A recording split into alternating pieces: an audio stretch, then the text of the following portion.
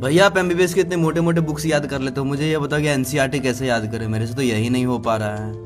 Okay, तो मैं तुम्हें अभी 3 सबसे मोस्ट पावरफुल टेक्निक बता रहा हूँ, इसको फॉलो करके तुम किसी भी चीज़ को बहुत लंबे समय तक याद रख सकते हो। देखो, सबसे पहला तरीका ये है कि अगर तुम कुछ भी पढ़ते हो ना, लेक्चर से, बुक से, कहीं से भी कुछ पढ़ते हो, तो तुम्हारे दिमाग में ये थॉट होना चाहिए, कंसेप्ट एकदम क्लियर होना चाहिए, कोई कंफ्यूजन नहीं होना चाहिए। और दूसरा, breaking the information into small chunks. मतलब कि अगर मान लो कि मैं तुम्हारे स्क्रीन पे अभी एक नंबर लिखूं, उस नंबर को बोलूं याद करने के लिए, कर लोगे?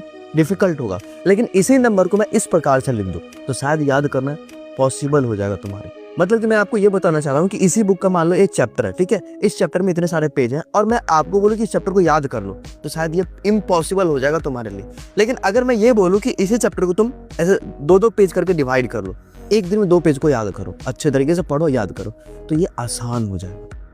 तो इन्फॉर्मेशन को ना स्मॉल चंक्स में ब्रेक डाउन करो और फिर उसको याद करने की कोशिश करो। और एक तरीका बता रहा हूँ, स्पेस रिपीटेशन मेथड। मतलब कि तुम अगर कुछ पढ़ते हो तो उसको अगले 1 दिन के अंदर एक बार रिवाइज कर लो, अगले 3 दिन के अंदर एक बार रिवाइज कर लो, अगले 5 दिन के अंदर रिवाइज कर लो, अगले 7 दिन के अंदर रिवाइज कर लो, अगले 14 डेज के अंदर रिवाइज कर लो। अगर तुम स्पेसिफिक इंटरवल पे रिवीजन करोगे तो न्यूरल कनेक्शन स्ट्रांग होता है और इससे हमारा short term memory long term memory में कन्वर्ट हो जाता है।